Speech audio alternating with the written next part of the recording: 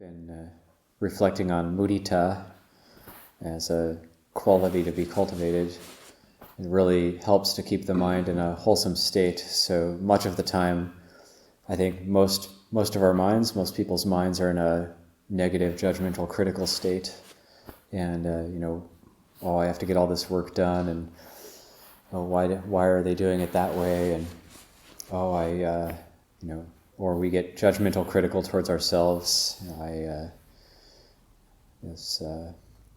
As monks, we can do this. It's very easily.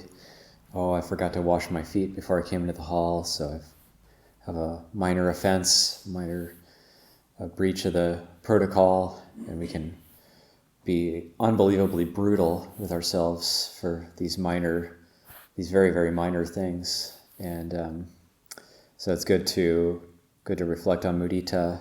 Mudita is usually translated as sympathetic joy, but I was looking at different translations of it, and there's Nyaniko has unselfish joy, and then also just rejoicing. It was in a discussion with Venerable Amarasiri at Tisarana, and he's both a Sanskrit and a Pali scholar, and he's going into the etymology of it and really rejoicing.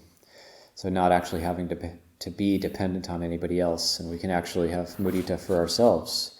Just the fact that we are come into contact with the Buddha's teaching, and we are able to live this lifestyle and rejoice. We can rejoice at that and really come out of the dark gloom of our negative proliferations.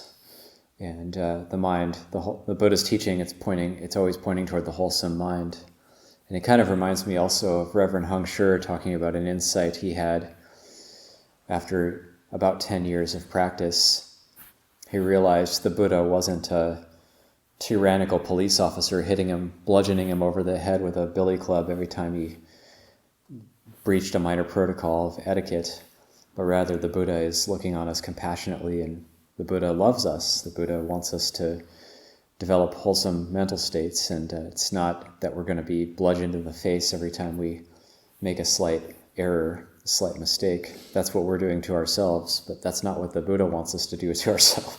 The Buddha wants us to be kind to ourselves. So to really follow the Buddha's teaching, we do need to be kind to ourselves, and we do need to develop that sense of rejoicing, mudita. When we rejoice and we see the goodness of others, we see the good qualities of others, and we rejoice in their good qualities. Perhaps somebody's developed a skill that we feel we're not able to develop. So rather than saying, oh, well, I could never do that, they just are more talented than me, rather than getting into the comparing mind, actually saying, wow, that's amazing, and rejoicing at that skill the other person's able to develop. And then it's said that we actually get a share of that goodness if we're able to rejoice at it.